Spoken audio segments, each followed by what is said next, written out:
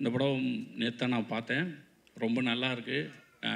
Trailer என்ன உங்களுக்கு feel கொடுத்துச்சோ அதை கொஞ்சமும் குறையாமல் இந்த படம் அப்படியே இருக்கும். படம் முடியும் போது முழுமை அடைஞ்சதா இல்லையாங்கிறது தான் அந்த படத்தோடைய ரிசல்ட்டு. படம் முடிகிறப்ப இது ரொம்ப முழுமையான படமாக எனக்கு ஃபீல் ஆச்சு.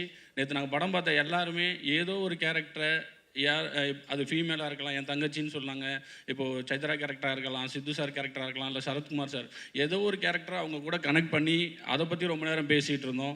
அதுவே அந்த படத்தோட சக்ஸஸ். அதுதான் இந்த 3BHKவோட சக்ஸஸாக பார்க்குறேன். இன்னொன்று 3BHKங்கிறது ஒரு வீடு அடையிற படமாவோ இல்லை கோல் அடையிற படமாவோ அது மட்டும் கிடையாது. நீங்கள் லைஃப்பில் கோல் முக்கியம்தான், அதுக்கு முன்னாடி லைஃப் ரொம்ப முக்கியம். நாளைக்கு நல்லா இருக்கணும், ஓகே, அப்போ அதுக்கு ஏன் இன்றைக்கி கஷ்டப்படணும்? இன்றைக்கி நல்லா இருப்போம், நாளைக்கு நல்லா இருப்போம். அதுதான் இந்த படம் சொல்கிறதா நான் பார்க்குறேன். கோல் தான் ஃப்யூச்சர்லாம் அப்படிலாம் கிடையாது, ப்ரெசென்ட் தான் லைஃபு. ஸோ லைஃபாக கோலானா லைஃப்பை பார்த்தாலே கோல் அதுக்கான கிஃப்ட்டு தான். ஸோ அதை தான் இந்த படம் சொல்லணும்னு நான் நினைக்கிறேன்.